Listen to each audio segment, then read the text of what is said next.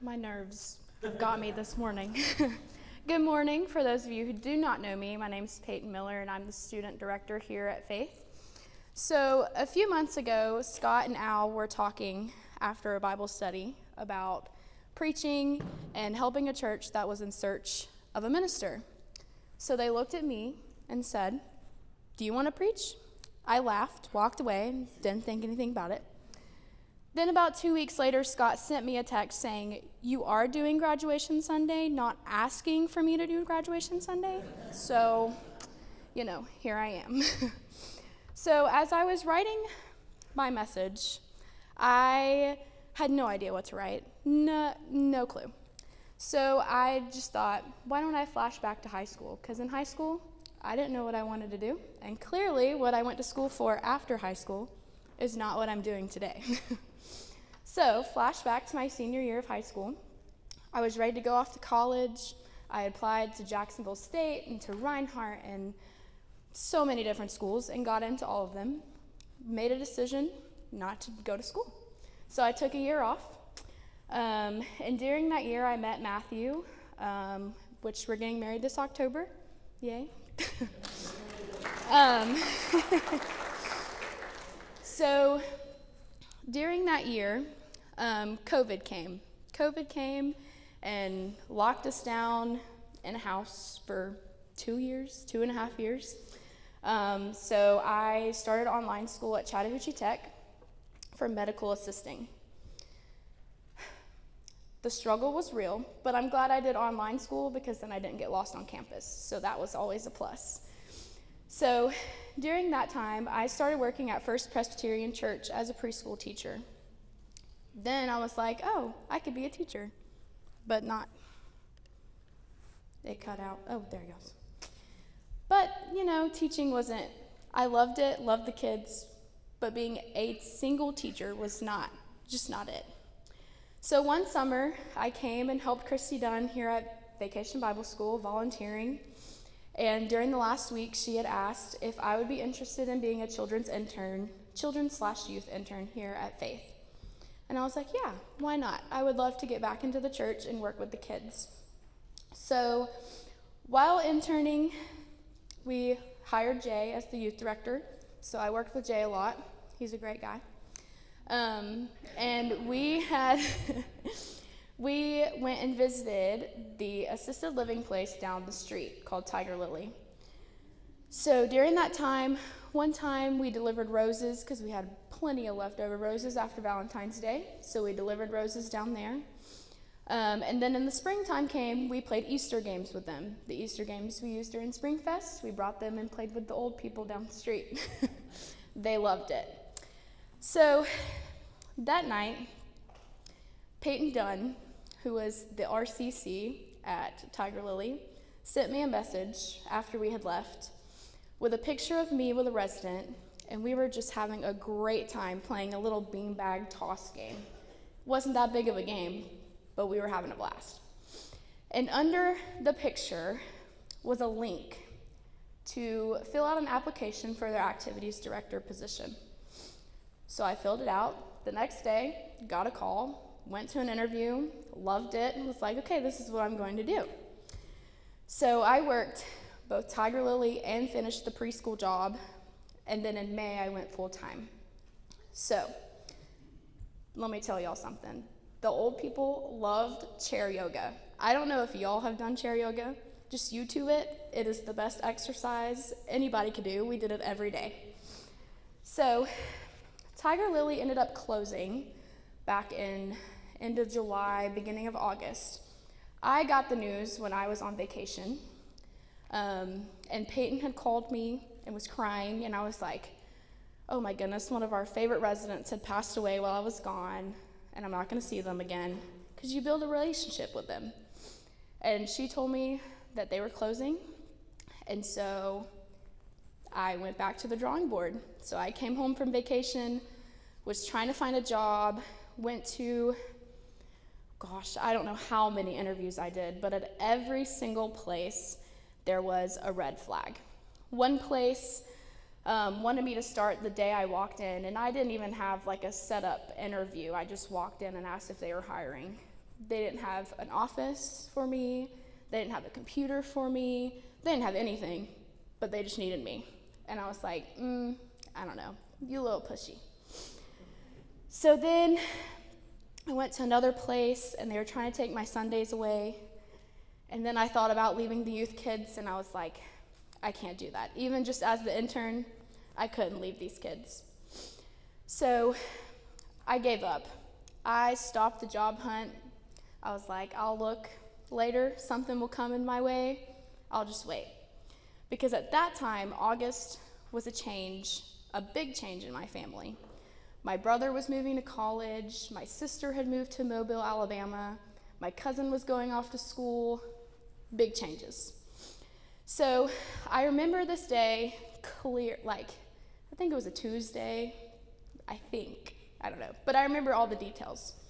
So it was the day before we moved my brother to college, and I thought, what a better way to celebrate my brother going to school than having a day with him. So we picked up my grandmother, and we went to eat at Ross's Diner. If you haven't had Ross's Diner, I suggest it. It's really good.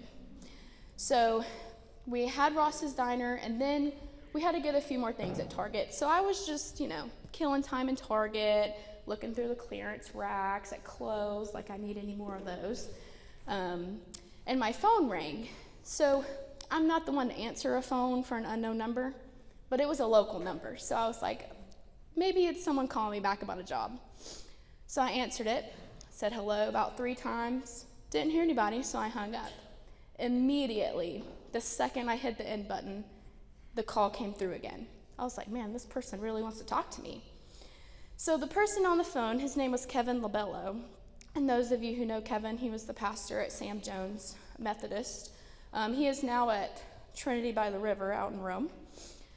He was given my number by a colleague of mine now. Her name's Hattie Thompson. She's the youth director at Sam Jones. She had given my number because my mom had told her that I was out looking for a job. So he called. I went out to the church in Rome. The position was for youth and children director. Totally not what I was interviewing for. I was interviewing for jobs at an assisted living and memory care place, not churches. But that by far was the best interview. There was not a single red flag in that place. And so I knew that that was what God was telling me that I needed to do. I needed to be a children or youth director in a church. So I didn't tell anybody that I had this interview, except for Matthew, of course, because I tell him everything. And keeping my wedding dress a secret from him, the hardest thing, because I tell him everything. It's the hardest thing to do. So I felt guilty after my interview because I didn't tell anybody. And knowing that I was here, I was like, man, I really need to tell Scott. I didn't call Scott. I was coming from Rome, so I pulled in here on 2 wheels, literally, because I saw Scott's car and walked in. And I walked in and I was like, hey, I need to talk to you. And he thought something majorly was wrong because he just looked at me. The first thing Scott told me was, I've tried to tell you, because I didn't listen to him. Because ever since I started being the youth intern, Scott has always told me, this is your calling, you're doing great. This is something you need to do. And I was like, no, this isn't me. So he just stopped pushing it in my face. So here I am today in front of you guys delivering this message because I picked up my phone and I went to that interview. But in order for me to get there, I had to stop and give it all to God. I was impatient, so impatient. I am impatient. I don't like surprises like Christmas. I want to open all my gifts and rewrap them. I can't stand the secrecy. So I prayed, gave it all to God, and waited. The waiting part was the hardest thing ever, especially when it had to go to the board before I got my position. And Scott forgot to call me because there was football on that afternoon. So he called me way later and was like, I'm so sorry. And I was like, no, it's okay. I just thought it did go through and you got to talk to me later. But it went through and here I am. So the Bible verse that has really stuck out to me is Jeremiah 29, verse 11, which says, "For I know the plans I have for you, says the Lord. They are plans for good and not for disaster, to give you future and a hope." I really thought that I was just going to have to go work at like a fast food place in order to find a job to make money, because in today's world, you can't stay at home and make no money. I had bills to pay, had to do something. So I was impatient, very impatient.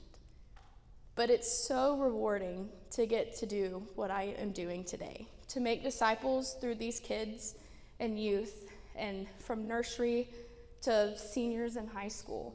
It is the best thing ever. It gives me so much joy to see my girls that I've brought notebooks for them and new Bibles because they claimed they didn't have any, but I have a hard time believing that, especially Natasha, because I know she's got a Bible. She has to.